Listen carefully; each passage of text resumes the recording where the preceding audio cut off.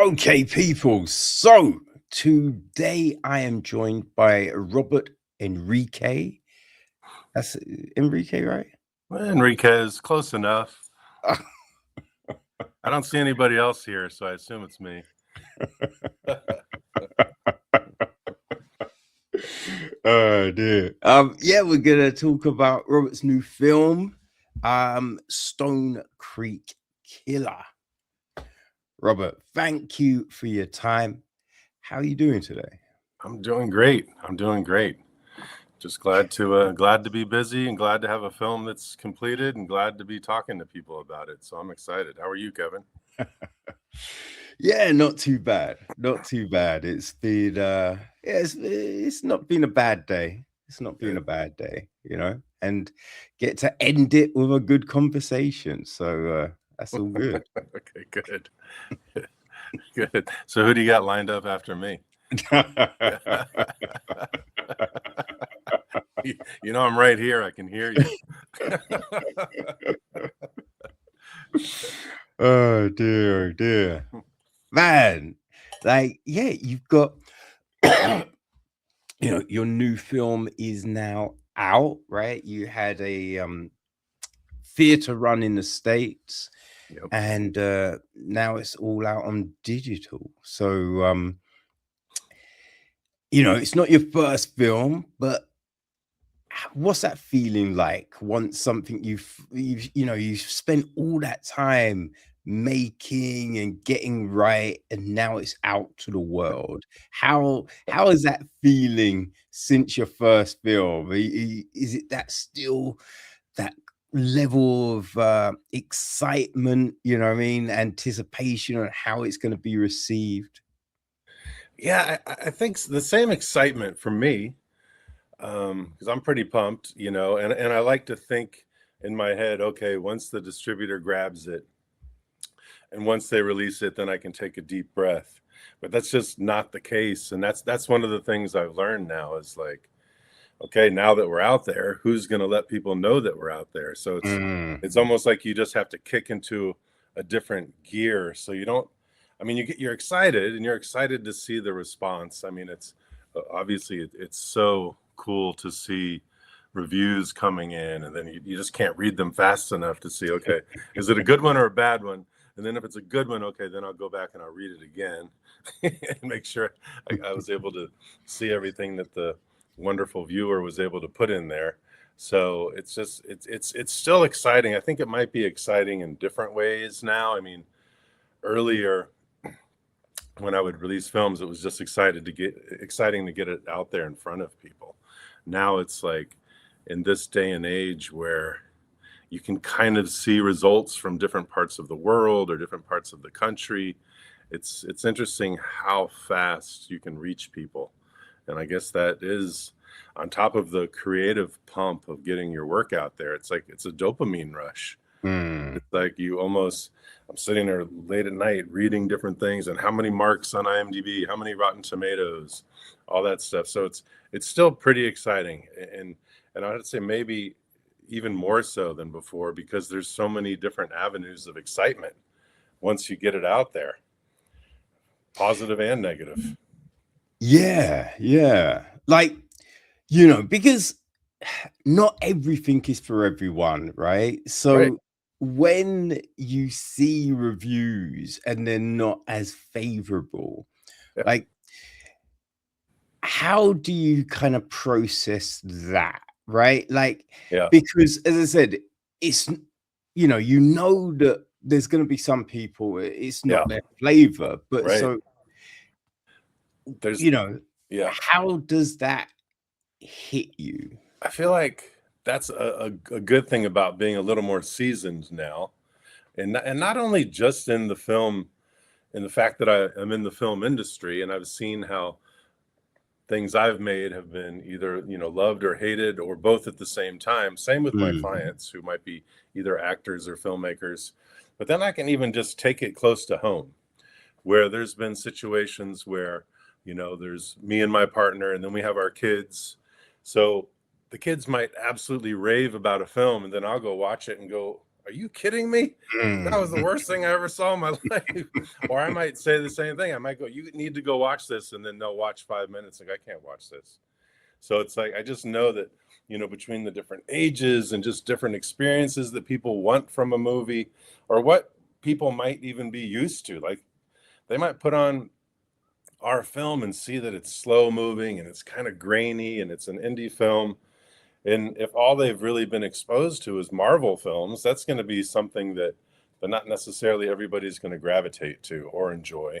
So I get that. I think there's been, like you said, there's comments where they turn it off. And it's like, my thought is they probably were expecting something different, possibly based off of the artwork, something a little more slick. And then they start watching and it feels like an indie film, and they're like, ugh, I don't want to watch this. So it's just, to me, it's understanding now that you're never going to please everybody. You're always going to have people that are expecting something or not expecting something and just wanting to go for the ride, or expecting something very particular.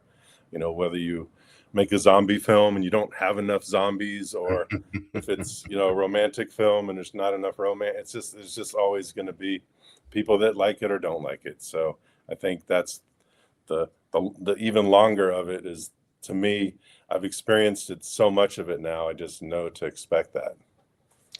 Right. Yeah. Yeah, there's definitely been there's been films that I've really enjoyed, but the reception to them hasn't been great. Like, Right. I remember when John Carter hit, I enjoyed the heck out of John Carter, but it didn't really seem to go over with a lot of people, which I thought was kind of strange. And the same this year with Tron Ares. Like, I saw a lot of people reviewing Tron Ares saying it's terrible, but I thought it was great. Yeah. Everybody's got their own taste, so that's the thing. I guess that's why some people, they make these comments about, don't make your film trying to please people, just make the film that you want to watch. And to me, I think that's what I try to do, is I'll make the film that I want to watch. And I know there's going to be people who like it and there's going to be people that don't. So it's just the nature of it all. Any kind of art. Well, yeah, I think one thing that I remember as a kid, right, in art class, and I remember doing some work, and like the teacher being like, "Oh, that's no good," but right, like no one would want to look at stuff like that. And then you look around, you walk around like an art gallery, and you'll see certain things, and you're just like, I mean, you just think about like some Kandeskis and some Warhols and Gauders. Some of that stuff, like it's great, but you look at it and you go, okay, like my art teacher would think this is trash, you know what I mean? Right. But it's now this like renowned piece that's in a gallery. So like from that point, you just go, okay, I'm not sure that everyone can like comment on things or be the judge of everything, Yep. But it does seem like now, with the accessibility to the keyboard, there's a lot of critics out there, a lot of them. There is, but it's kind of like, sometimes you think, what creative things have you done? You know what I mean? It's just like, I had that conversation yesterday. I was looking, because I was, my partner, she'd ask me sometimes, like, why do you read some of these reviews? And I was just getting into it, talking about different things. And you see, there's a particular person, I'll look, they gave us like 1 star. I'm like, let me just click and see if we're the only movie they've ever reviewed, or if they're just a robot. I click on it and I see like every movie they've reviewed is the worst movie they've ever seen. It's 1 star. Like, who is this crazy person? I kind of like him now. Is this his hobby? Yeah, I think sometimes it's like, there's certain reviewers who rail on some films and people love it. So then I think people think, oh, well, this person gets a good reaction when they Yeah. slate things. Yeah. So I'm gonna slate, you know what I mean? I think sometimes you get people doing things like that. Right. Yeah. It's But fun. it's like, yeah, I just think it's always very subjective, Right. right? Of And course. you just have to think at times, okay, well, this wasn't made for me, right? Like, Right. I don't love it, but I think people that enjoy this, and this will probably really enjoy it, Right. you know? Yep. That's for sure. Yeah. But I think with your film, now with the way it ends, whew, like it's kind of friggin' crazy. I Uh-huh. didn't see it going down Cool. like it goes down. You know what I mean? Right. Like, how how have you found people kind of, gelled with that? Because I'm just like, yo, I thought that was bold. That was really bold Yeah. doing what you did. Because Yeah. I can imagine there's a lot of people that might be like, wait, what? You Yeah. can't end it like that. Yeah. There, I mean, honestly, there's been very, very little percentage of people that have said, at least said to us, because we've done a lot of screenings, that Mm, they didn't like the ending. There's been a good number of people that say, okay, I want to watch this again. But to be honest, I would feel like the huge percentage of people that we've spoken with, either online or in the screenings, because we did screenings and film festivals and things yeah. like that. So we talked to a lot of people, and so many people would say, I watch a lot of films like this and I can always figure it out. But this one, I did not. Mm, And I've never, only one person online and all the people that I've talked to in person, only one person said, oh, I figured it out from the beginning. I mean, I've never heard that from except for one person. So to me, it was pretty surprising because I figured there would be a good number of people who would come up and go, oh yeah, around this part or that part, I was sure it was this part. And it just really hasn't been like that.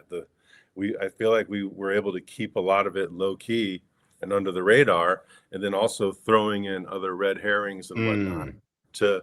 to to make it to the end. So it's felt really positive overall. Oh, that's good because, yeah, I thought it was great the way it ends. I Yeah, think, as you said, there is a lot in the film that can lead you in a few different directions. yeah, So, and I think sometimes a film can, send you in one direction and then it ends in a certain way. But I would say with this one, where others, they can end differently, right? But I think at the last minute, a thing happens yeah, and then it ends still surprisingly, but with a slightly different kind of outcome to your film, where yeah. your one is just like, yeah, no, this happens. And you're just like, oh shit, right. Yeah, Okay. You know, yeah. which I thought was yeah, that's what I thought was pretty bold. The fact that you know what I mean, you're being that diversive, with it, which Mm. is because it's kind of like life, right? It's not always Oh, yeah, neat right, and tidy and you know right. what I mean? Yep, I agree. And that was definitely a huge part of what we wanted to capture is how, just how life is. And that was part of a lot of the shooting and the close-ups of watching people's faces and watching how they think and try to process things to where the audience is going, okay, what is that person thinking? Why are they doing what they're doing? Are they guilty? Are they innocent? I love having that ability to, as a viewer, to see that and stay on it, versus a lot of time people will cut away or show you other things or spoon feed way too much. I don't like the idea of spoon feeding too much. No. No, that gets very tiresome. Or it's just like, when everything is like, a lot of times when you'll watch certain rom-coms, right? And it ends and they're happily ever after, and you're just like, I mean, come on now. Like, especially at the beginning, they fell out over this thing that was mad trivial. So now we're going, they're happily ever after. Yeah. Really? Yeah. Oh, that's funny. But I like watching those movies. It's not as fun to make because it's just, I like those for just straight entertainment, though. I must admit, I do enjoy those. Yeah, well, I think that's another thing, right? Because you'll watch a film and you'll be like, I mean, I could see where it was going all the way through. Yeah. And you can be like, that was real frustrating. But then you have to remember there's some days when you're just like, I just want something easy, right? You've had a long ass day at work, Yeah, right? It's been right. mad stressful, Yeah. life is on top of you, whatever. And you're like, I need to watch something, Yeah. but God damn it, I cannot watch something like Inception or Memento or Usual Right. Suspect. I do not want to have to think Right. crazily about everything. I don't want to have to be like, wait, I missed what was going down in the background in the first quarter of the film. Like, you just want Yeah. something mad easy. And I think so. There's sometimes certain films they work just because you can just Yeah. enjoy the visceral nature of them. You know what I mean? Right. Yeah, for sure. Or a weird thing that I read it somewhere in the trades in the last 2 weeks where they were saying mandates from certain producers were to trim back on a lot of twists and turns and Yeah. hidden elements because they want the viewer to be able to watch the film while they're on their phone. Yeah. So they want it to be at 60% of where you would typically go with a script. And I thought, oh my gosh, that is really crazy. Speaking of just like pulling things back. I mean, obviously, I don't feel like that's our film, No. but it might make things easier for the writing side. But that's just crazy that how the world's changing. Yeah, but you see things like that, right? Oh. And it's kind of like that thing when you're like, oh, when you're writing a story for young people, Yeah. right? It has to be a simpler kind of story and blah blah blah. And I'm just like, I mean, where do you get this information from? Yeah. You know what I'm saying? Because Right. of course, right? There are a lot of people that do have their phones Yeah. with them, but also, right? There's a lot of people that might have their phone, but then they're so intrigued by something, that's all they're focusing on, Right. right? I think because like with this podcast, right? At the beginning, I remember people were just like, wait, you can't talk to people for, more than half an hour. Like, who's gonna listen if you have long conversations? Like, that's crazy. Nah, that is never gonna work. It's never gonna work if you do that. And I'm just like, yo, if it's interesting, people will listen. Yeah. You know what I mean? And I think that's the case with a film. If it's interesting, people will watch. So I don't necessarily think that you have to dumb things down, that you have to pare back the intrigue. Right. You know what I mean? Yep. Definitely. I feel like people should definitely strive for the more complete storytelling. That's for sure.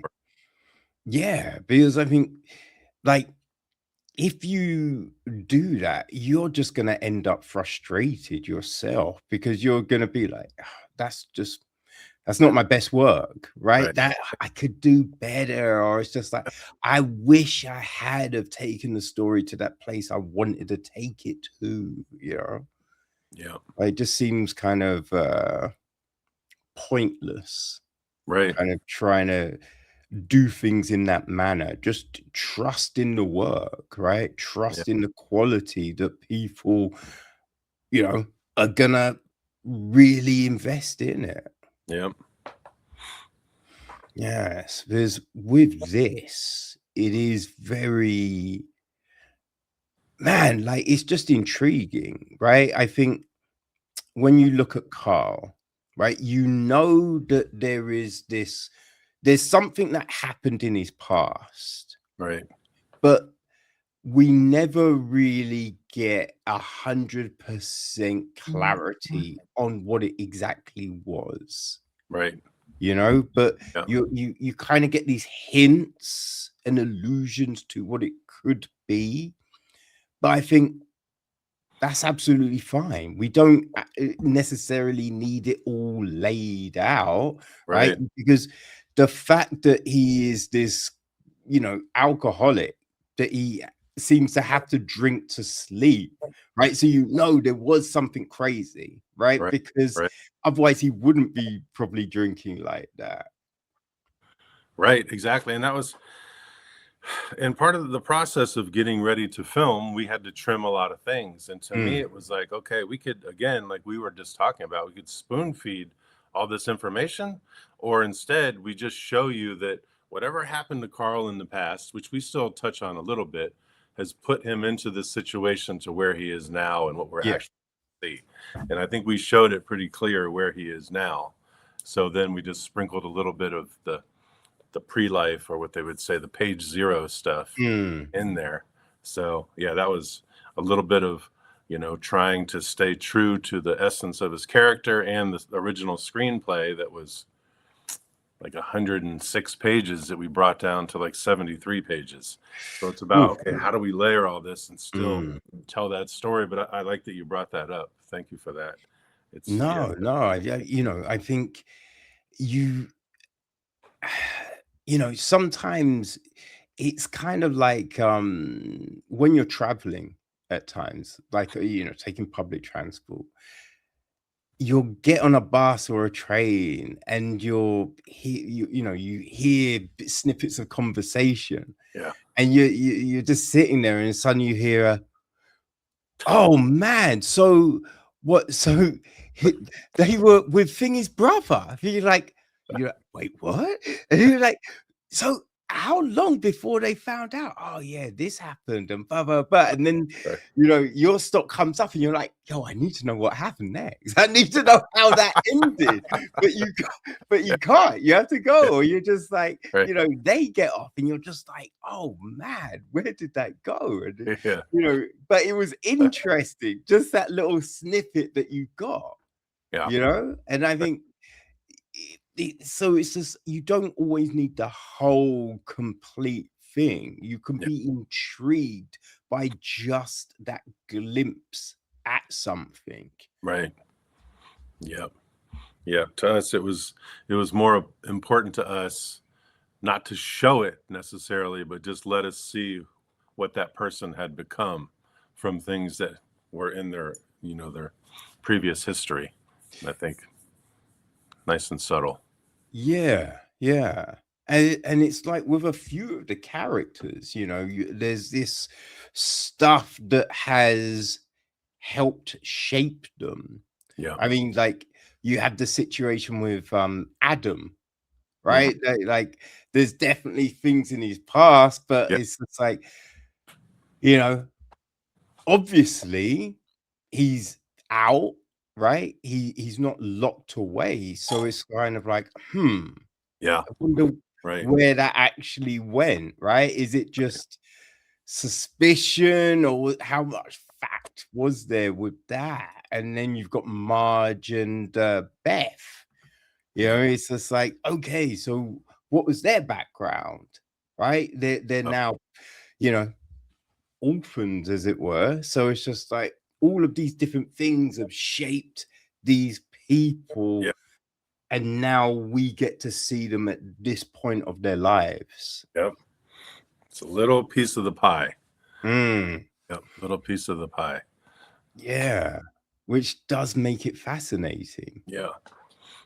You know, because then you have to you're wondering, okay, so why isn't Carl giving Marge a chance on the front line, right? Like, why is this happening, and why is things there? And you know, it's intriguing, right? Right. Because you know, there's so many reasons why things could be, Yeah. right? So then you know, as a viewer, you're there trying to unpick things and you know establish, okay, so why could this have happened, and you know now we're here and watching, so oh, who might have a grudge, who might be doing this, you know, who could be pulling the strings here. Right. Right. Yeah, it's a fascinating thing, right? And so, yeah, you just mentioned it was a longer script at Yeah. the beginning, but so what was that writing process like? Well, the script was written by a writer named Clint Elliott. Mm. So he got the first script to me, and I don't know how much of the history you know, but for the sake of the podcast, I'll fill it in a little bit. I got the script from him in 2004. Oh, So, right. so I think you were about 12 years old at the time, right?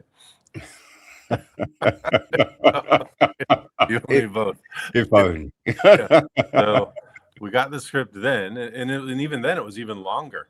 But to me, it was that ending that you brought up, which I guess I got to be careful with spoilers too. But just the ending was so intriguing to me.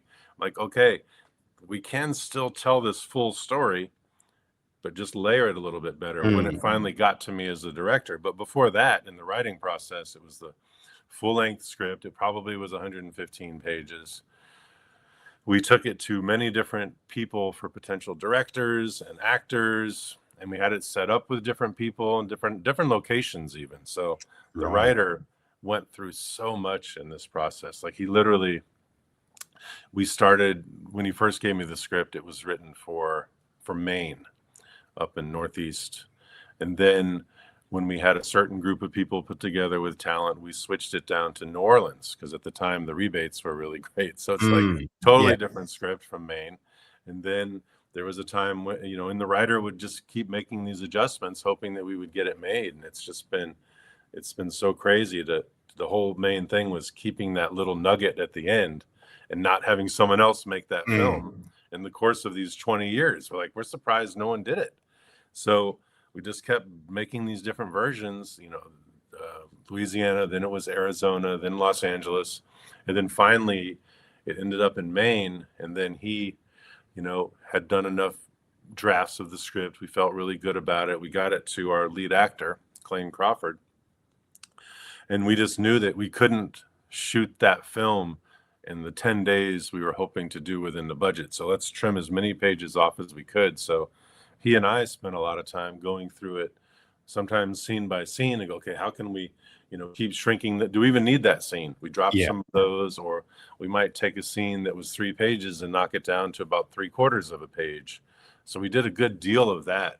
So there was the original writing from the writer that we tried to keep intact as much as possible. Then it went through rewrites with me and Clayne as well. So there was a good amount of collaboration there in that process, with the goal for me just to always tell Clint, the writer, because he let us do this, is that I'm going to keep the integrity of your story.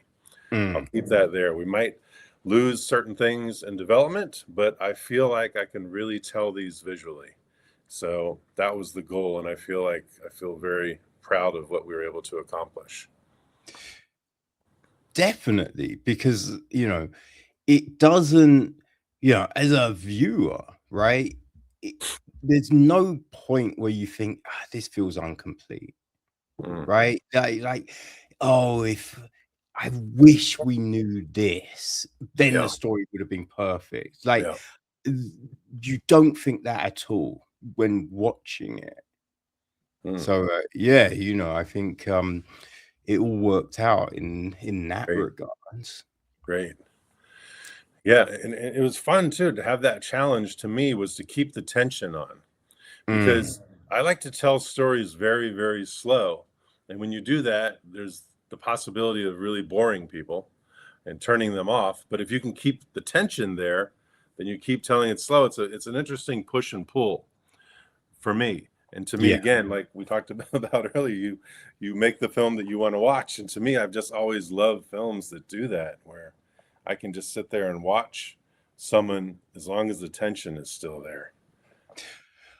Well, again, it's kind of more like real life a lot of the Yeah, time, yeah, right? I agree. It's, when I agree. you watch some of these action films, and from the very beginning, it's just go, go, go, go, go, go, go, go. And you're just like, it can be fun for sure, but how Yeah, many times does that actually happen, right? right, right. You step out your front door and suddenly it's just like, oh shit, right, I've got to jump on this plane. Now I've got to jump off the plane and get in this car and get on a motorbike and then go swim the channel. Yeah, Boom, boom, boom. yeah, Like, it's never right. that.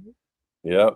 More realistic would be like Bruce Willis with his girlfriend in bed in Pulp Fiction, and there's people wanting to kill him, and he wants to get out of there, but his girlfriend just wants to talk about things and wants him to comfort her, and that Yeah. tension is like, oh my God, this is not the time. I gotta get out of here. Yeah. What do you mean you have to go? Does that mean you don't love me? No, babe, there's people who want me dead right now. Oh, you think more about them than me? Yeah, yeah, yeah. That's real. Yeah, definitely. Oh man, was there anything that you had to cut that you kind of were like, I wish we could have kept that one thing? I really don't think so. I really don't think so. I mean, I'm really happy with the pages we had to shoot. If I could have maybe spent a little bit more time on some of them, maybe that, but that's still stuff that's already in there.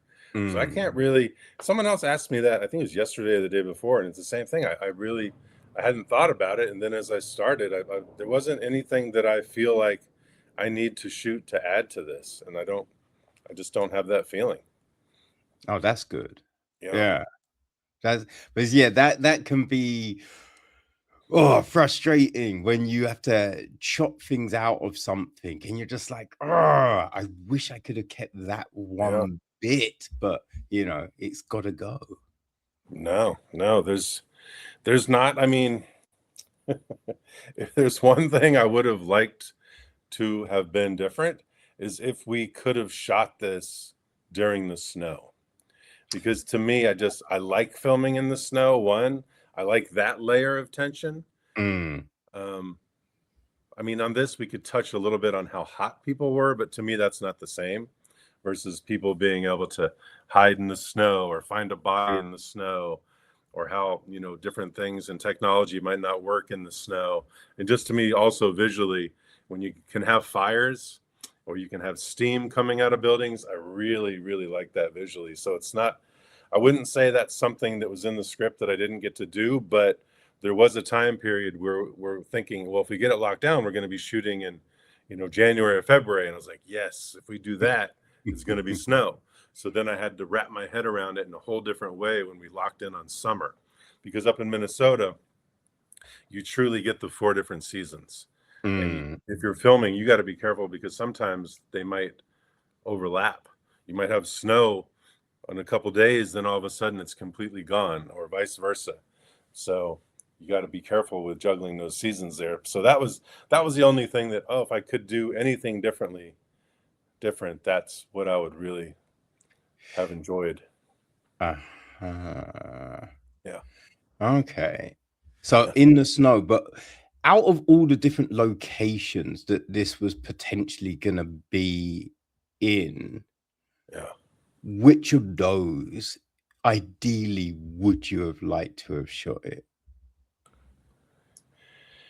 I think the one that we ended up in, again, if it was there and in the winter, that would have been the perfect scenario for me.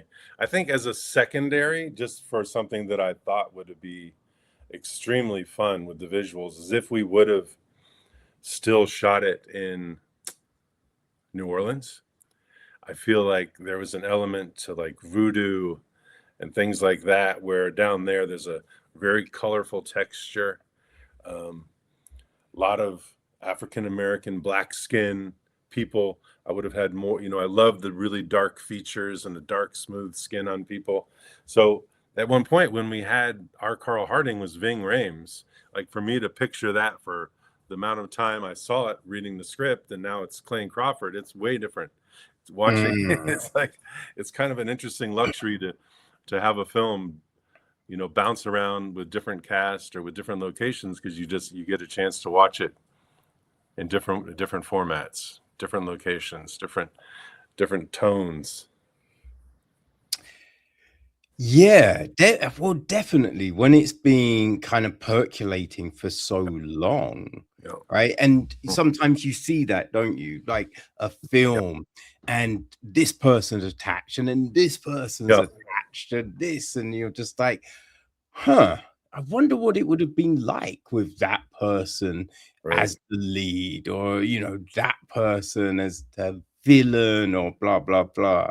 Right. Yeah, that's always an intriguing kind of thing. Or sometimes you just go, I can't see that person like leading this. That would have been real odd. Yeah, right. Yeah, there's definitely people that we cross paths with along the way, and I'm thinking, yeah, I could see it, but I can't see it at the level that I wanted to see it. So I feel like we really landed on the right person, because even with Clayne, the way that I always pictured it was someone who was older. Now, yes. he's got a youthful feel to him, but the way he played it, he was able to make it age up a bit in my mind, or at least fill the layers of what I was hoping to get in that character. So it's hard to see it now with other people in that role. It's easy to see people in that role doing it not the way I would hope for. But now, after having gone through this process with Clayne, it's like I feel like he just was perfect for it. Well, yeah, I think it's like a lot of the times it's that waking up process. Oh.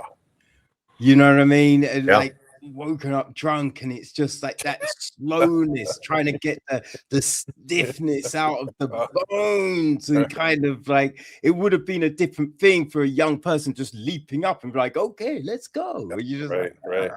You need that kind of grizzled, like that I've lived a life type of thing, within it. For sure. Yeah, thinking just if it was set in New Orleans, that would kind of play interestingly with the clairvoyancy. Yeah, that's what we really thought was an interesting part of it, for sure. And then the clairvoyancy, the voodoo feel, the hot, sweaty bodies, all that stuff. It would just, and even then, I feel like they kind of touched on that. Wasn't that Angel Heart? It was kind of in that world too. And I don't really remember the movie right now, but I feel like it would have been in that world. Yes, that when I was saying, I was thinking, I'm like, there was something kind of set in that world. Like, yeah, I do think Angel Heart was one. I think you had I didn't love it, but Constantine. There were elements of Constantine that I thought were really intriguing and well done. And I think because that was, I think, in New Orleans. Kind of thing, or I think in the Louisiana area anyway. Right. And I think in the early 2000s, with the rebates they had going, I feel like almost everything was in New Orleans. It's like there's every story, let's just pick it up and put it in New Orleans so that we can get those rebates back. It was crazy. It Oh is an wow. interesting thing with all of that, right? How we do see those kind of shifts, Yeah. right? Like New Orleans, I remember there was a time in Atlanta, a lot Yeah. of rebates there, like Vancouver, a Right. lot of rebates, then Australia was Yeah. doing a lot, right? So you'd see a load of things like Yeah. move over to Sydney and Right. and New South Wales and different places like that. And Yeah. yeah, we just seem to see these kind of big shifts all the time where films, and then suddenly, as you said, you see a lot of films suddenly set in this part of the Right. world or this part of Right. the country. It's just like, huh. I feel like there's a big push right now in the UK, isn't there? Would you Um, say? a lot of things are getting shot over here Yeah. for sure, which is interesting. But I think a lot of the times they're shot over here, but it's set still in the States, Yeah. right? So Right. they'll shoot it, but you wouldn't necessarily go, oh, that was, shot in England, or, Yeah. it's like Right. Spider-Man. Yeah. That they've been shot over here a lot of the times, but some parts in London, some parts in Scotland. But when you watch the film, you'd never go, Right. oh, isn't that in Glasgow? You know what I mean? Yeah. You'd be Right. like, Right. he's just in the Bronx all the time. Yeah. Yeah. They just put up a sign to tell you what it is. It's Glasgow. No, it's not. No, uh, it's not. like I think one of the funny things when something oftentimes is set in London, how they're like, we need to go to this place. Now the route they take to get there Yeah. and go Right. past Right. all of these things, Right. and you're just like, wait, you'd never go past all those things if you were going there. Like, what Right. are we talking about? They're Right. going in the complete wrong direction. You know what I mean? Doing all of Right. that. Yeah. And you would know, but I wouldn't know. Yeah. Well, Right. yes, I think that is the big thing, and I think especially back in the day, right, where we didn't have all the access that we have now. So Yeah. you just assume Yeah. what they're showing you has to be what it is, Right. right? And you'll talk to people, and be like, they never seem to get it right when they set things in New York. And you're like, what do you mean? Right?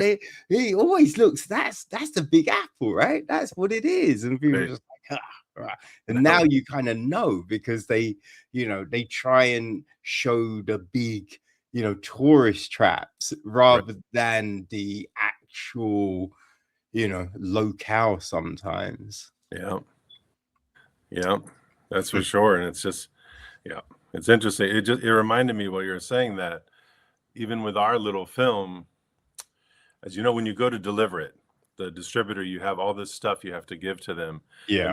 they'll run it through a quality control process. So we had our release date pretty much lined up, but we still had to go through that delivery. And some of our drone shots, they weren't passing. So Oh. we grabbed some footage that was from, because we shot in Minnesota, we grabbed some footage that was from Kentucky. So it's like people who are from that town are like, "Oh, we noticed that wasn't our town." I'm like, "Yeah, but Kevin Scott's not going to know, and many other people are not going to know." So yeah, it was funny thinking about that. How you were talking about sometimes they mix the locations. They'll show you the big master shot, Yeah. and you jump in and you're like, we need some extras with this accent, or to make it work, because that's not London, it's Bulgaria, Mm. or something like that. Yeah. I mean, what was do you know the reason why, certain shots weren't passing? I don't know exactly, because that drone, it was a drone that I own, and I've used it on quite a few films.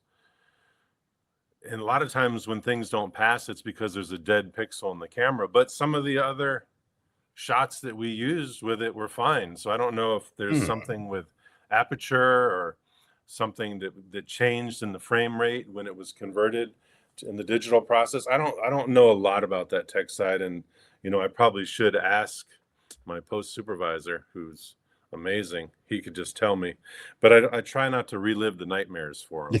I'm like, you fixed it. We got it. Move forward. I'll wait a few months and then go, so what happened? Why didn't that pass? Mm. Yeah, that must be kind of like, oh, nerve-wracking, Oh, right? When you think that you're done, right. and then they're like, "Arr, like these things aren't working. We Right. have to redo them." And Yeah. you're just like, "Wait, what do you mean?" Right. Right. But at the same time, it's stressful, but with digital, you can fix so many things. Like, Mhm. I'm old enough to remember that when I was doing film and you're still looking at a small monitor, you wouldn't notice sometimes until you blow it up and you're like, hold on, the boom mic is right there next to the actor's head. We didn't see that before because we didn't color correct yet, or we haven't seen it on the big screen, where now it's Mm. like, okay, we can zoom in, replace it, take it out, move forward. So definitely always pros and cons. That is true, but, Yeah. it still catches people out. I just remember, Yeah. with Game of Thrones, right? When that started, like, it seemed to be a big thing of people spotting the mistakes. I remember, I think Right. in some of those early seasons, people spotted, like, Starbucks cups Yeah. on the Yeah. banquet tables, Yeah. or that someone was wearing jeans underneath Yeah. there. Sunglasses on. Ray Bans. Yeah, and I'm just like, I did not spot that at all. Like, Yeah. I've watched it. Like, how Right. does someone spot like these Yeah. things? But Yeah. yeah, some people seem to, Yeah. right? Or there's someone who's really just that smart to go, we're gonna put a Starbucks cup in there. We're gonna be in every newspaper in the world. I So mean, yeah, like that. Yeah, that's definitely a thing. You'd be like, well, this will get people talking, right? And right. then you'll have people rewatching because they're like, Yep. I want to see it. Where Right. was it? Right. So, yeah, Hmm. definitely could be that too. Yeah. Yeah. You didn't see all the Starbucks copies in my film? Oh, damn it. I have to Yeah. rewatch Yeah. it. Too afraid. Too afraid to be that risky. Yeah. So was it 10 days? 10 days. 10 days. And then a little partial pickup day, which was when we did like the drone stuff. Some of those we came in for just, additional footage to add Yeah. to it. But yeah, it was a 10-day shoot. God damn. Yeah. That's right. There's a lot of the times, speaking with people, I think, you know, 20 or just under 20 seems to be, Yeah. a Right. good number. But I Right. don't think I've come across a 10-day shoot. Yeah, I hear about people attempting it every now and then, but definitely not the norm. For me, I've done films in this range before.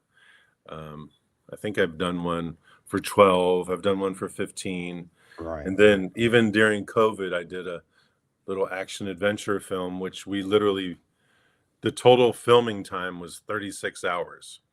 So we would only shoot an hour Cool. here, 2 hours there, and it was spread out. I mean, Mm. literally, when we first started, we didn't even have a script. We just knew that we're in lockdown and we're bored and we want to do something creative.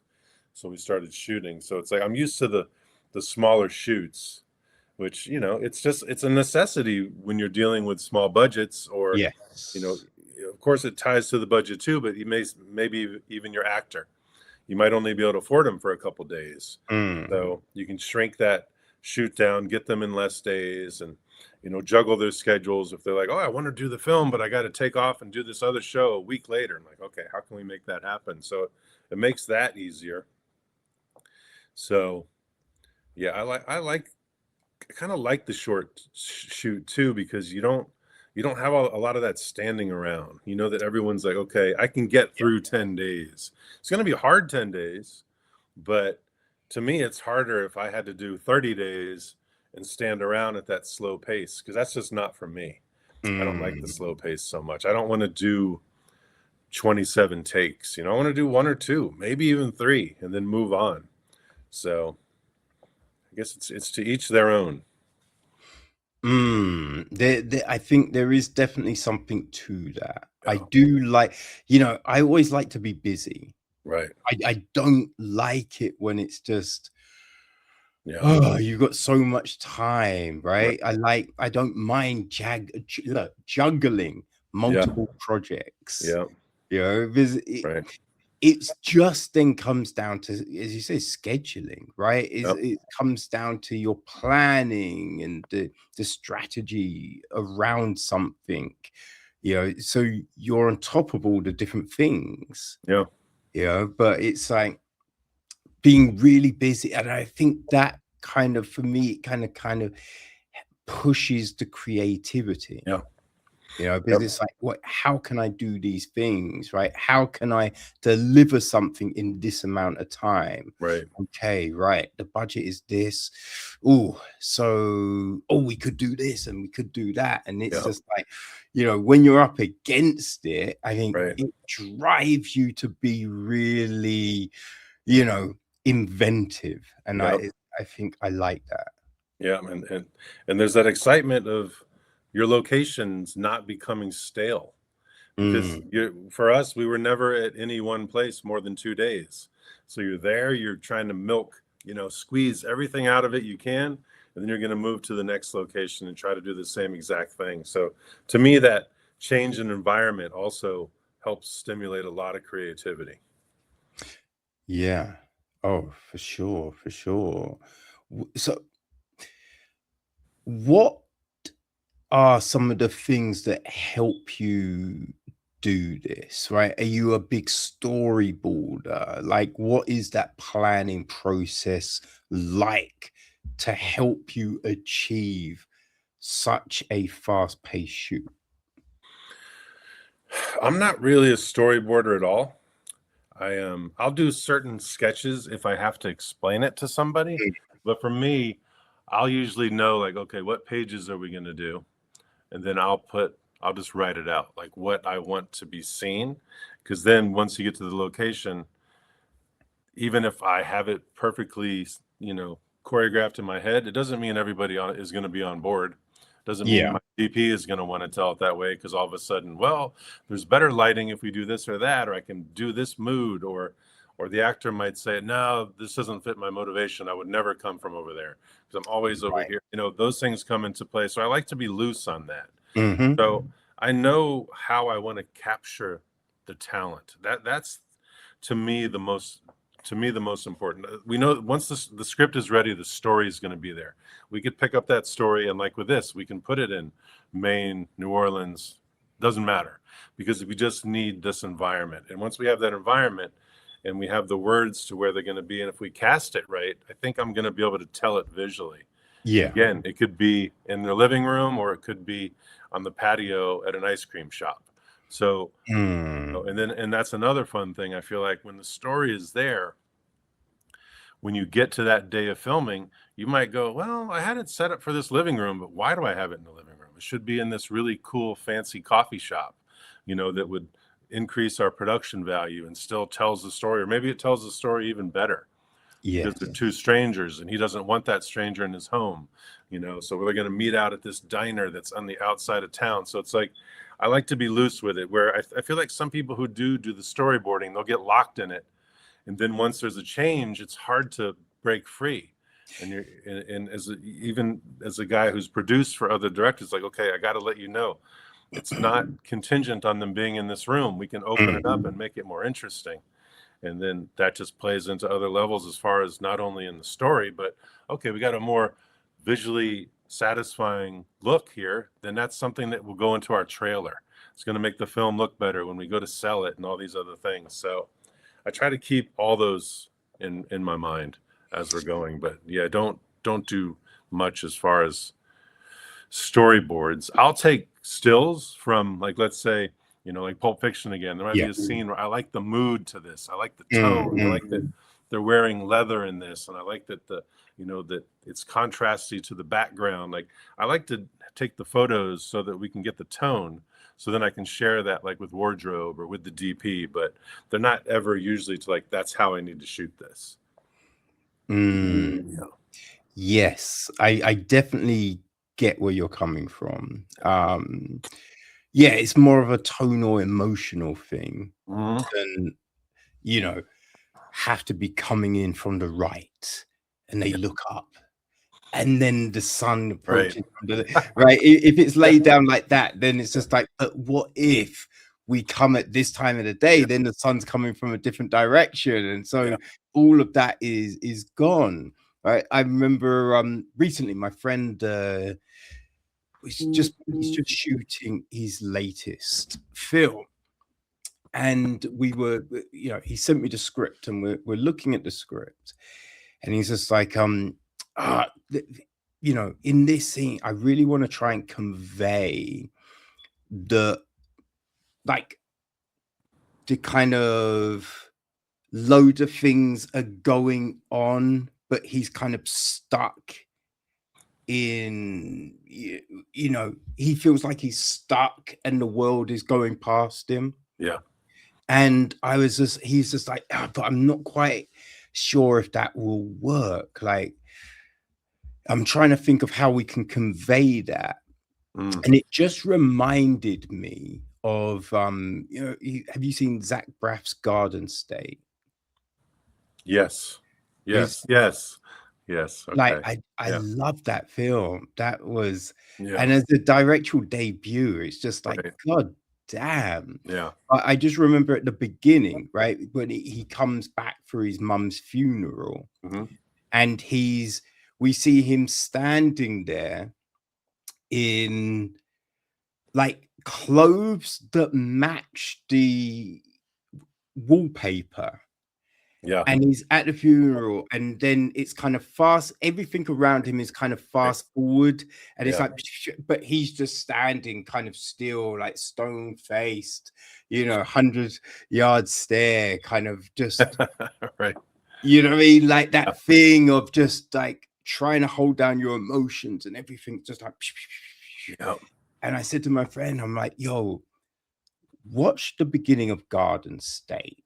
Because I think that might be what you're trying to capture, you know? And I think that's always a useful thing sometimes, right? It's like we're not actually trying to shoot that, but it invokes kind of what we're trying to get to, you know? Makes your explanation of it a little easier. You have that visual aid for sure. Yeah. Because as you said, you know, like different things can change, but if you emotionally, tonally, you know what you want to capture, like everything else, you know, you can work all that other stuff out. Hopefully. Yeah. Like, has this always been your kind of approach to things, or is this something that you've kind of learned as you've, you know, gone through your storytelling journey? It's you know, I'm not gonna lie, it's always a learning process. But I think early on there were people that, to me, obviously I started directing much later in life. But prior to that, I produced a good number of films with first-time directors. So on an independent film, as a producer, you're doing a lot of the same troubleshooting and setups as a director would be doing. Yeah. And some of those earlier directors might have something locked in, like storyboards. For example, that's like what I'm saying. Sometimes people might be locked into that, but then when a change comes, it really, really becomes very difficult. There was a director who, you know, he wanted to do a certain number of shots with each setup, and it had to stay those numbers. And then you ended up with so much more footage than we ever really needed. So there's just those things you learn along the way, to where it's like, now, I mean, I'm so comfortable with it. There's many times when I'll do one take and go, I'm good to go, let's move. But then someone will remind me, well, look, what if there's something wrong with that? Like we were talking about with the QC, and we might need another take. So, okay, all right, I'll do another one, though I'm ready to move on. So, but yeah, it's been a lot of that. Early on, when I was first producing for first-time directors, I was able to see a lot of that and see what worked. And in my own head, picture of how I would do it. Like, yeah, I don't necessarily need that as much. So I think it's just things that I've learned along the way that carved my approach so that when I did direct my first film, it's like it wasn't something that I felt that I was handcuffed to. I was really more comfortable with just a pseudo shot list and then getting on set and then collaborating. I love Yeah. collaborating. You know, let let the DP talk to me, let the actors talk to me. Let's do a blocking, because that was another thing. Is early on I started on the stage, and even then, Okay. when you're blocking, the director might have something in his head, but I was acting then, and I might come out and go, "Whoa, I do not feel comfortable doing that. I want to walk out here, you know. I want this kind of energy with my castmate in the scene." So that was probably another part of where it came from for me, is to get on set with the actors and move things around. And it's still something that everybody does. You know, they go, whether you're doing a multicam sitcom or an indie film or movie, you get the actors on set and let them let it breathe, let them see where the lines take them. A lot of people do that. So that was another part of how it shaped me, is the theater background. Right. Yeah, I think it's really interesting, right? How people get to that place, Yeah. right? Like I talk to people that started off as editors, Yeah. or cinematographers, or just writing. And you think when you're talking to them, you often do think that, you know what, that sounds like it's the perfect background, it's a perfect foundation to become a director, because now you know these different things, right? Yeah. Like if you're editing, okay, this is how I like to edit. Right. So you understand the kind of things that you need to shoot, right? Yeah. So Right. like, with yourself, and you're like, I don't need to make 27 shots, Yeah. right? Like, as an editor, if you're an editor, you go, okay, well, these are the things I need, right? Yeah. I know I can make it work if I have Right. this and this. Yeah. So then that helps inform you when you're like, actually, I'd like to direct something. You'd be like, okay, now I know exactly what I would need if I'm editing this. Yeah. Yeah. So it's just like, from your point of view, when you're producing, like coming as a producer, as you said, you've seen all of these different approaches. You've seen what has worked, what hasn't worked, right? Like Yeah. what could be, you know, obsessive, Right. and what might be a bit too minimal, right? Right. So you've Yeah. seen all of these different things, which, yeah, must definitely be a good, education for, that step to direct. Right. No, for sure. For sure. A lot of mistakes along the way. A lot, Mm. a lot of trial and error till you figure it out. And then you might think you have it figured out to what your process is, but then you might be thrown a curveball on what's available on the next production. Where, Mhm. like, they might say it has to be these locations. It's going to have to be these days. You know, you're only going to get this actor this one day, so we're not going to juggle a lot. You know, it's just, for me, I know what's worked for me up till now, and hopefully with each film you get more experience, so that when things, have to go a certain way, I'll be prepared. So I feel ready and up for that, because there's been so many in this smaller budget world. I don't want to say I can't think of more other types of conflict that would come my way, but there's always something. There's always something. Oh, there is. But I think that is the big thing, though, isn't it? It's like when you're used to working with small Yeah. budgets or no budgets, right? It You have to be creative, Yeah. right? You have to be able to Yeah. work on the fly. You have to be able to pivot. And so it's like, when the budgets get bigger and bigger, like, you understand, you know, that you're not beholden to this thing because you've Yeah. been able to make it work with a Yeah. lot Right. less. Right. You Yeah. know, I That's for think that sure. definitely it helps you. And as you said, like you never know what might come, but Yeah. when you know, oh, I've been able to do something with all of these circumstances, Right. I feel confident that I can work Yeah. out, how to Right. get it Yeah. done. Yeah. That's for sure. That's for sure. It's like I laugh too because I have a friend who's head of production for Marvel. Oh, And it's like see. their budgets, like I remember there's a time I was talking to him, and he's telling me, "Yeah, I'm location scouting right now. We're location scouting like the Empire State Building in New York City." And I'm like, "Well, on my film, I'm location scouting a dumpster behind a restaurant in a small town." Probably trying to tell the same story point, except it's Yeah, he's 300,000, looking at not the 300 Waldorf million. Hotel. You're Yeah. at Denny's. Right, right, exactly. I'm like, you bastard. Yeah, we're gonna lock down the Empire State Building and probably have some superhero slinging off of it. And I'm like, oh boy. But Oh man. Huh, it's crazy, right? yeah, exactly. Did Exactly. you always want to direct though?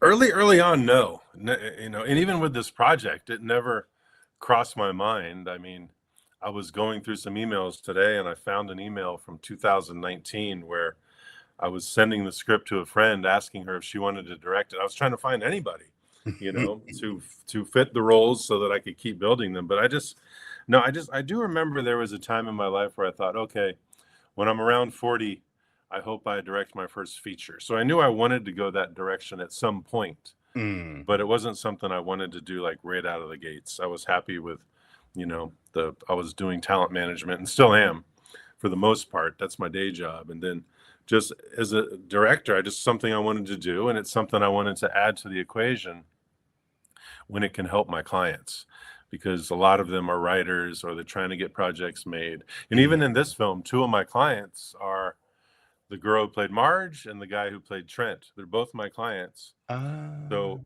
being able to put them in a film like this, it was a good, thing we're able to do as a management company. So sometimes the directing is a follow-up or an afterthought to just something that keeps the project moving forward, because I'll happily step back if I find someone who's going to actually, tell the story better or get the project made. Mm. I mean, was some of it as well when you're thinking, when I'm 40, I'd like to direct something kind of like to give, like, because you just thought, did you think I'm not quite ready yet, or I haven't seen enough yet to be able to step into this place? I think the cool answer would be to say yes. Now, the stupid answer, which I think really was the reason, was, oh, by the time I'm an old man and I'm 40, life is going to be slower and easier. But then by the time I reached 40, and it's like, okay, I have a 1-year-old now. I have parenting. I have bills to pay. Management company has to always come first. Directing is not easy in any shape or form. So Mm. yeah, it was more the stupid, naive, not knowing what life is like as 40 when you're a 30-year-old with a couple extra cups of coffee in you. Like, oh, I'm going to direct when I'm 40 when life is easy. Oh man. Well, that is that weird thing, isn't it? When you're younger, you Yeah. think, oh, it's gonna be so much easier when I'm here. Right. And then you hit that spot and you're like, what the fuck was I thinking? Yeah. Oh, no, it was.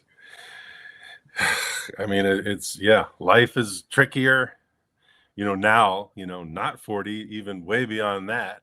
I'm like, okay, yeah, the life experience I think was always pretty solid. I've done a lot of things and had lots of different types of friends and lived in different places. So that was yeah, that wasn't really on the radar. It was more of me thinking what life was going to be at this point.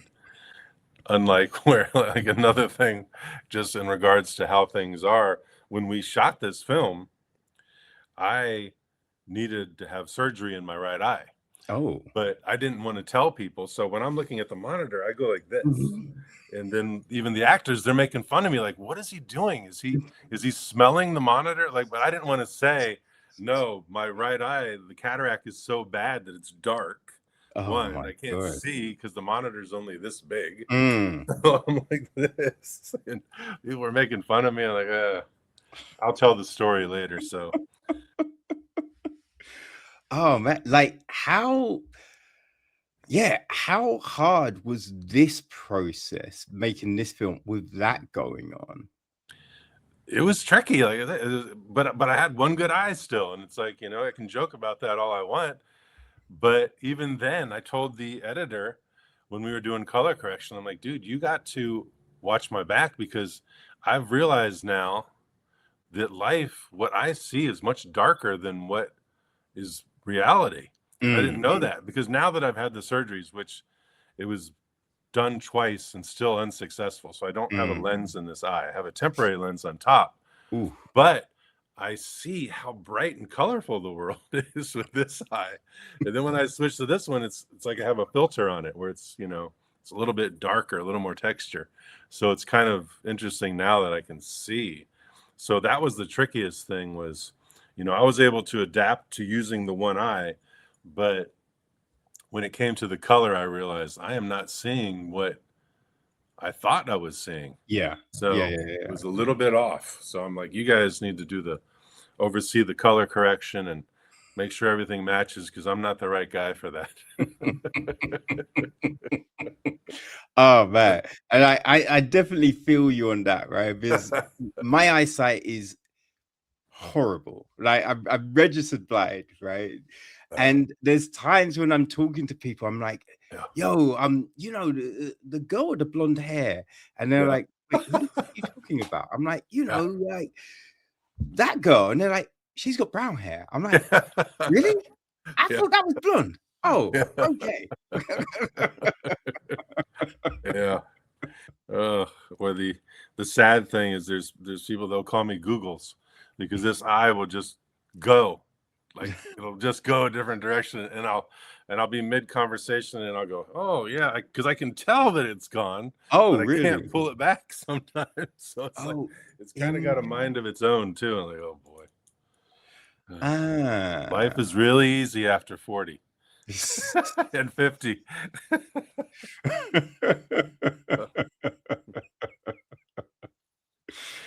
Oh my god. But you get to make interesting films like this, Yeah. Yeah. which is not a bad thing. Yeah, I feel very lucky to have, as long as this journey has been as difficult as it was, it's like I can never thank Clint Elliott, the writer, who also he was the financing source, he and his wife, like to let me tell this story and to let me do it. It's been, there's so many people who wish they could make movies and don't get the chance, or they may never make it that far. Maybe they only get to make it short, or, I've been lucky. I think I've made about probably like 14, 15 films right now, and I've directed 4, 5. So I feel pretty blessed and lucky to have been able to go on this journey with a script from a stack of papers to getting onto the big screen. So definitely lucky. Well, I don't know. Right? Because I think there is luck involved with things, but then there's hard work and Yeah. perseverance, right? And there's people that make a short and then go, oh, this is way too hard. Yeah. Right? Trying to get the finances, like finding the right car, like it's Yeah. so difficult. Yeah. I don't think I want to do this anymore. Right. You know what I mean? Or you make one film and you're just like, oh, this was so draining. You know what I mean? Like, and so Yeah.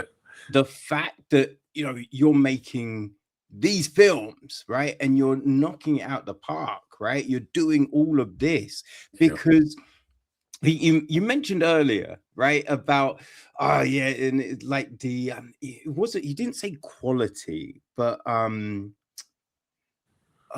god, can't, I'm trying to think of the word you use. It's kind of like production value. Like if you watch a Marvel film, Yeah. and then watch yours, it might not be as. But watching this film, production wise, right? Firstly, you'd never think it was shot in fucking 10 days, right? You would never think that. Oh, And nice. it's, you know what I mean? Like this holds up with any big studio film. When you're thinking about, suspense, like those thrillers, those intricate things, like, just thinking about stuff like, oh God, what is it?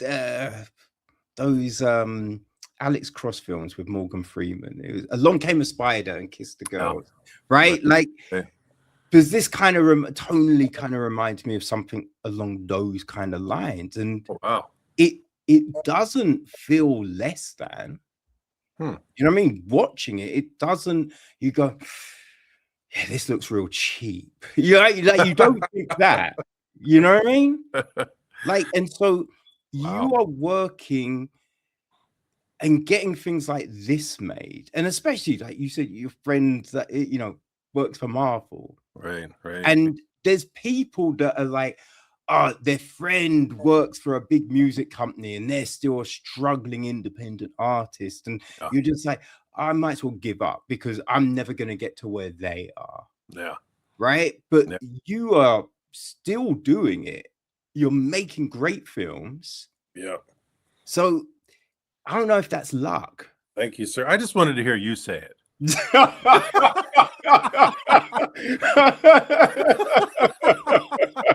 Like Kevin is wise enough. I'm going to throw it out there in little pieces and have him say it, so then we can quote him on it. Because I need those quotes, one, to combat the people who say the production value is total shit. Like, where did you get that from? How could you say that? Oh man, no, like I appreciate it. No, but I really like the way you had those clairvoyant sequences. Oh, okay. You know what I mean? Like when she touched the hand and then suddenly it's like, yeah. Like I thought it's like, oh, I really like that. Like Good. Yeah, and that actually just because that was something I did want to ask you about. I've just remembered. So yes, how was it? And from the beginning, also, I mean, there's so many components to this, right? Because from the beginning, did you go, okay, we need to kind of show this? Like, was it in the script, and what led you to do it in this manner? Yeah, it was in the script, but it was different. It was just that it's tied back to how I told you I would stay true to the script, but I got to tell I had to do it a certain way that I felt good about. And the way it was written in the script, I feel like it was a more linear feel to how he sees these things.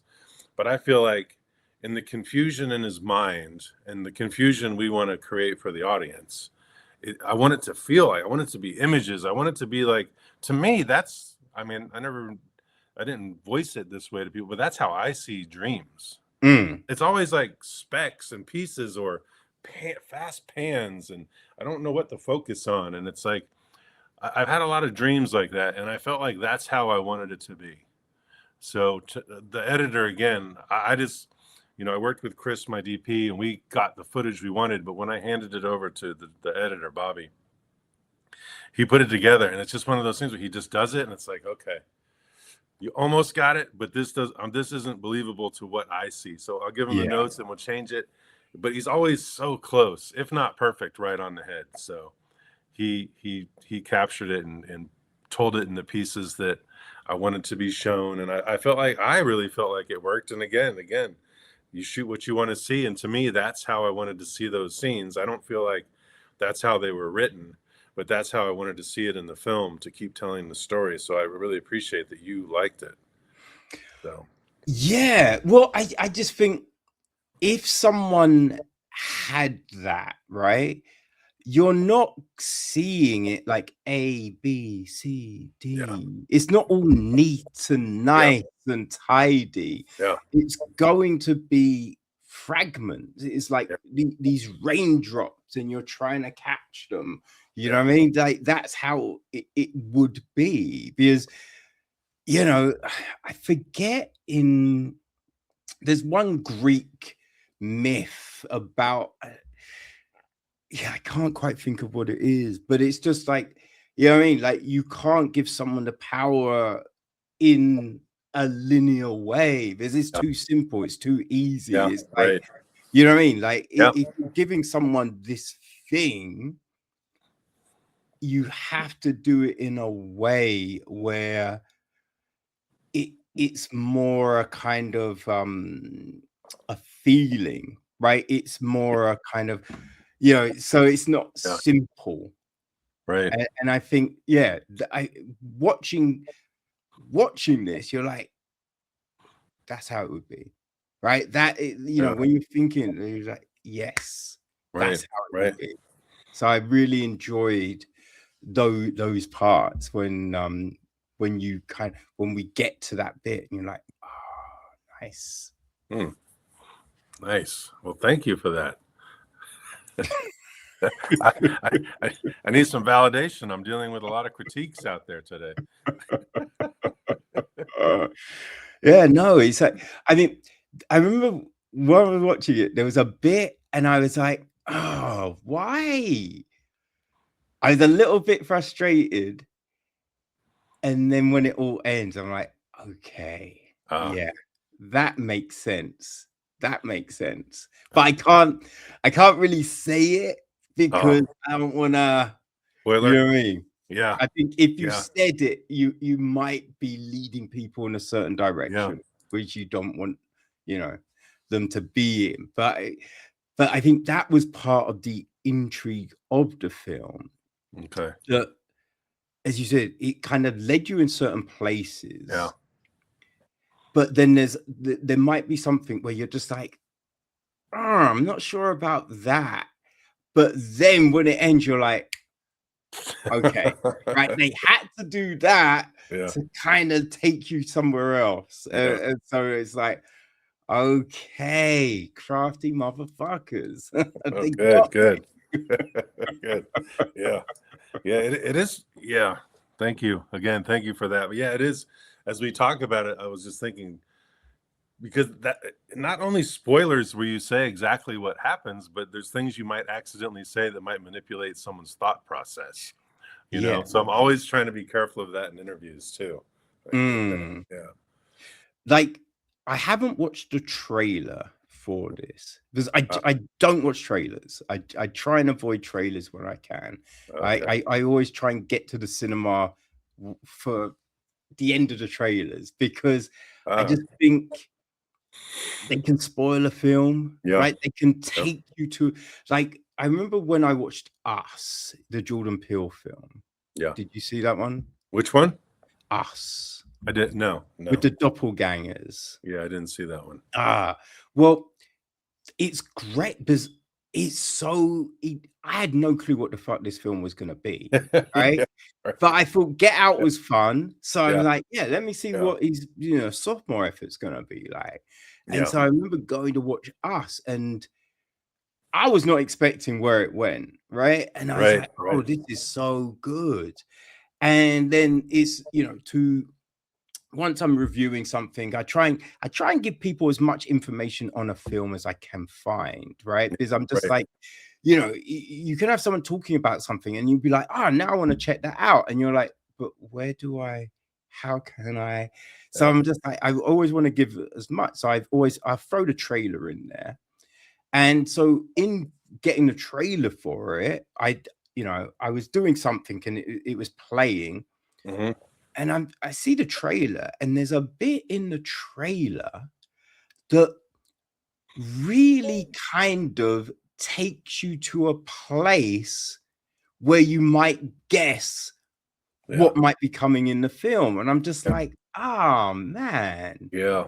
they It's shouldn't have tricky. done that. Like, Yeah. don't take people too far in a certain direction, because Right. then they Yeah. might guess what the film is, and Right. that's then it's kind of ruining the surprise of actually seeing it when you have no clue. Yeah. No, that's for sure.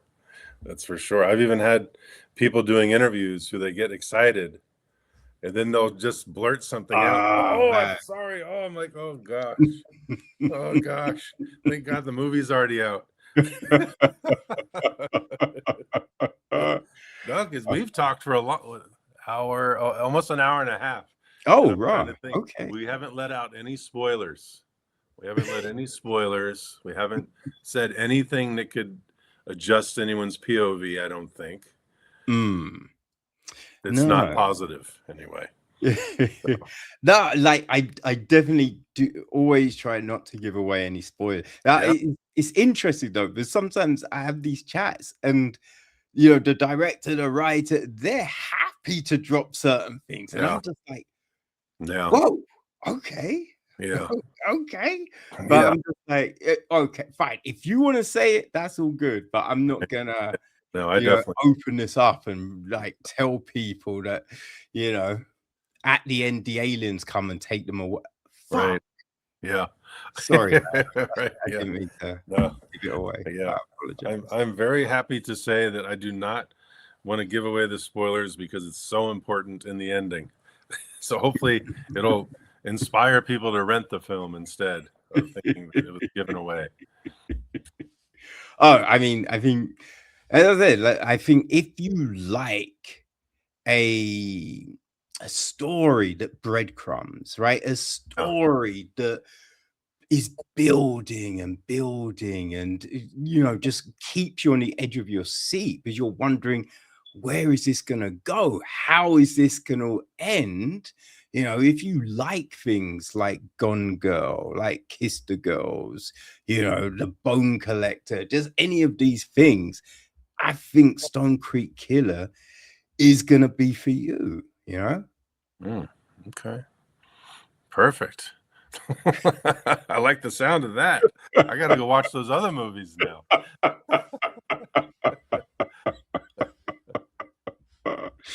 Oh man. But I mean, when you finish something like this though, do you think, okay, who might like this? Right? Do you think, okay, I feel this is for the audiences that like, these type of films, or Yeah. like, is that something that kind of crosses your mind? It does a little bit. I mean, it's definitely it crosses your mind, because again, from mostly doing producing even before directing, it's like it's something you got to think about. Okay, do I think there's going to be an audience? And I think that, I was able to say as I was pitching to other people to get them on board, it's a genre, which I think when you're in this genre, I think that's helpful on the sales side, which means an audience.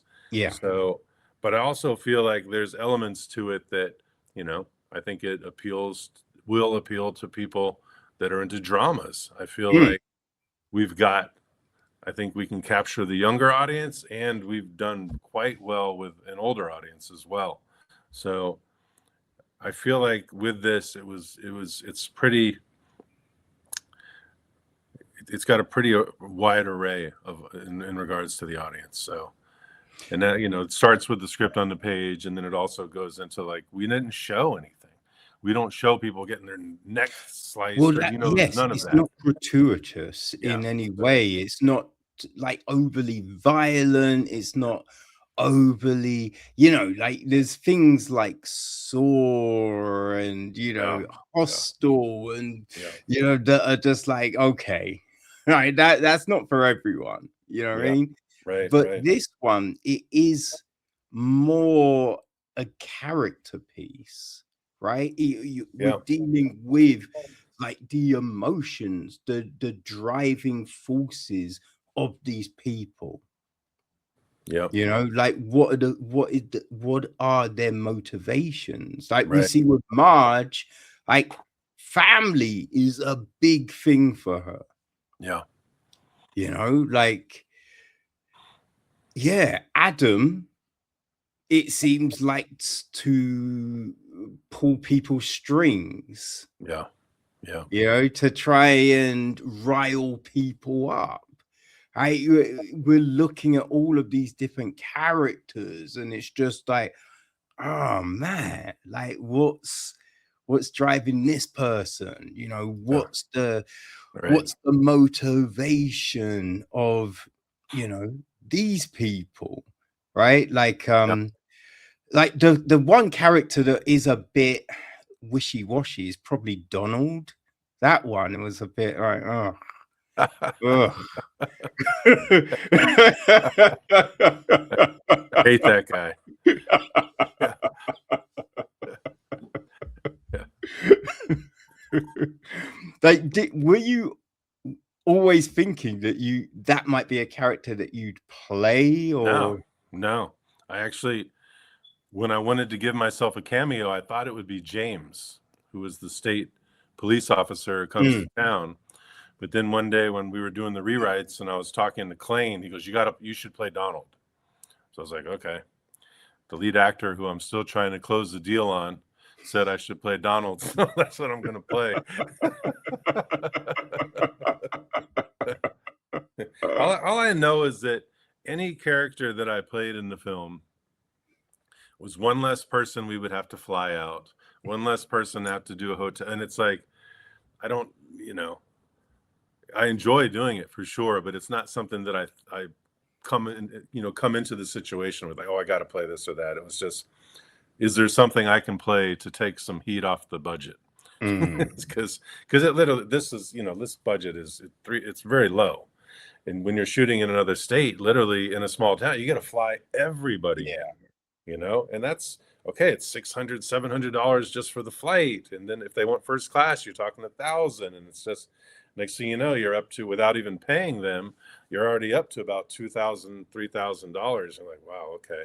We get 10 or 15 of those. That's a big chunk of the budget.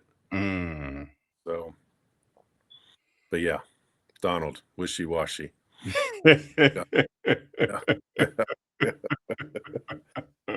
Next time you're doing the cameos, Kevin. Oh no, like no, I just thought the whole cast really did a fantastic job. Like you really did. Yeah, I mean, I think everyone felt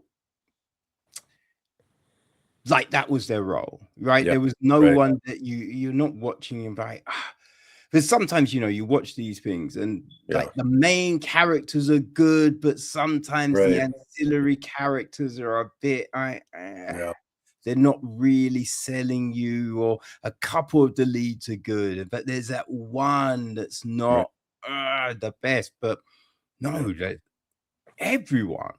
Oh, good. Everyone really.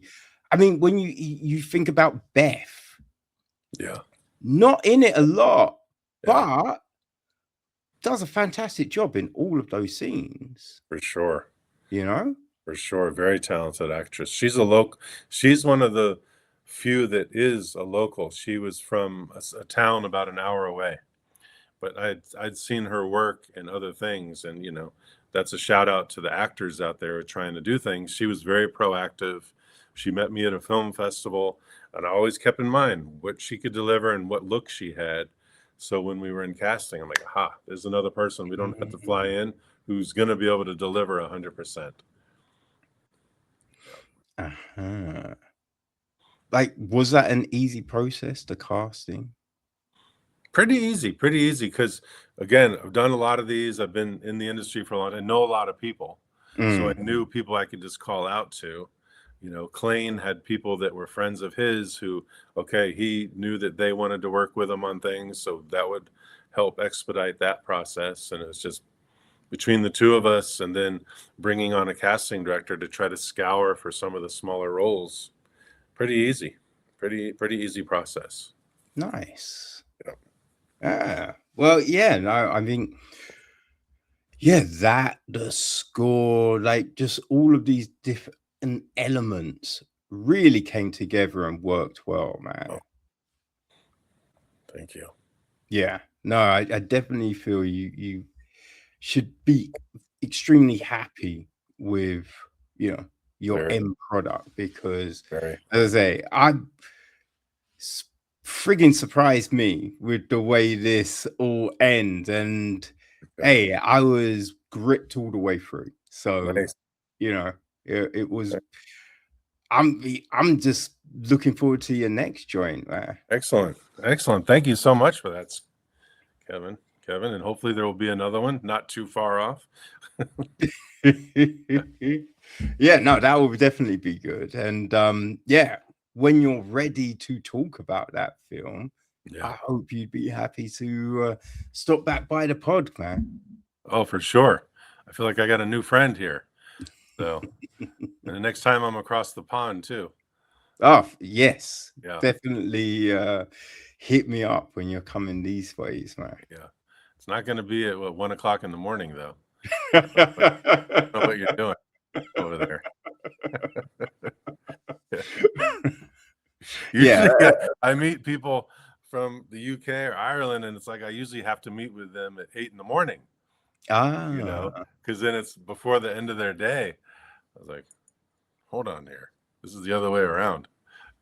I didn't know that was an option, Robert. Like, God damn it. Oh, yeah. Oh, yeah. No, for sure. Oh, damn. I'm gonna have words with AJ. I thought that Like, was your wait, thing. what? This guy likes doing interviews at 1 in the morning? What the hell? No, UK Zooms are always 8, 9, or 10 a.m.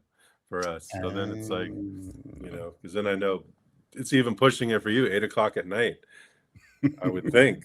Okay.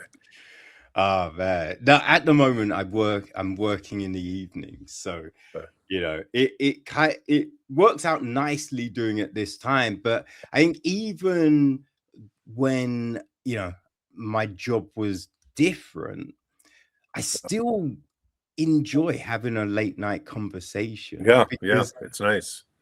yeah, I mean, I'm gonna be up at this time anyway, Yeah, and being able to end the day on a really great note is yeah, there's something to that, I think. yeah, Because some days the day itself is a bit shitty, yeah, but yeah, you've got a conversation booked for that night, yeah. right? And I know if AJ sends me anything, it's gonna be good, right? Okay, So you don't know how exactly it's gonna go, what exactly you're gonna talk about, but it's right. gonna be interesting.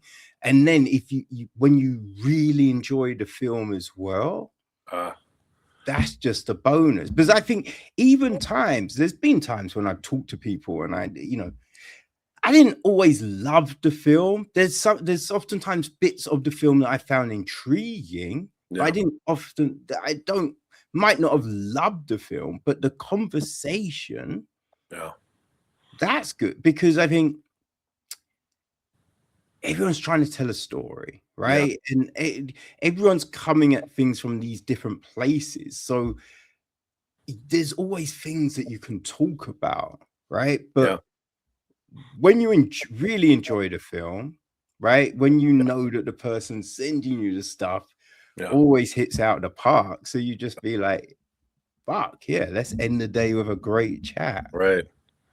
No. Unfortunately, this wasn't one of those days, but you know, Oh, there he goes. He's auditioning for the next film again. if only we could have got Clint. Ah, god damn it. Oh, does that not say Clint? I put the wrong name on there. Yeah, no, he's not nearly as good looking as I am. Yeah, or charming. So we lucked That's out. what the rumor mill's been saying. So Yeah.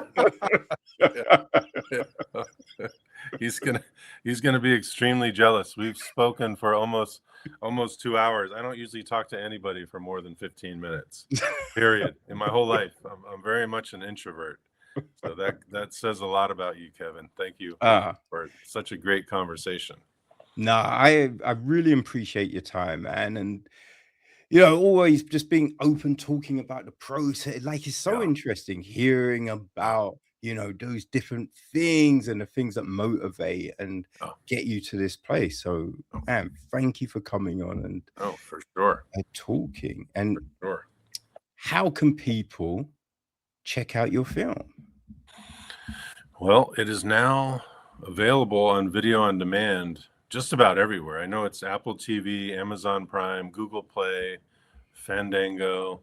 YouTube just popped up yesterday. I forgot YouTube does that. They even have it in different categories. So I assume it's all the same ones over in the UK. Yeah, I know it's like obviously Apple Prime Video. Yeah. I think Sky Store.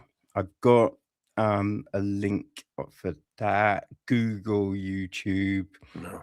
and yeah, just I think most places you find film, Yeah. Yeah. you will find this. So, For you sure. know, all the links will be on the webpage for this episode, people. So definitely go and check this one out. And how can they keep track of everything you do, Robert? Oh, social media is great. Um, Instagram is probably the one I'm most active on. Enriquez dash Robert, I think is what it is. Simple, because I'm old, so I got in early. Enriquez dot Robert, I believe that's it, or dash Robert. But yeah, for sure, social media is great. I definitely post all the stuff in regards to films that are coming up, films that are done, films that my clients are doing, and I just love collaborating with people. So I definitely always encourage people to reach out. Boom. People, you heard it. If you want to help finance one of Robert's next films, you know, if you try to maybe get a part in a film, like you know, the young lady that played Beth, right? You can hit Yeah. Robert up on the socials, huh? But you have to watch the film first. So Yep. go check out Stone Creek Killer, people. Nice tag, Kevin. Thank you. Hey, nah, this has been great, man. Yeah, thank you. Congratulations to you and all Thank the you so team much. on putting together such a great film. And I honestly am looking forward to the next one. So yeah, Excellent. I'll it definitely, work. you will be in the loop, absolutely, for sure. And I'm gonna be pulling as many quotes out of this conversation as I can. You had some really great ones in there. So thank you for that. Thank you for your kind words. Hey, it's easy to talk about something when it's good, man. So Thank yeah. you for that. Thank you. Makes it all worthwhile. Good. Well, just keep telling great stories, man. Yeah, Keep telling great stories. thank you so much. Awesome.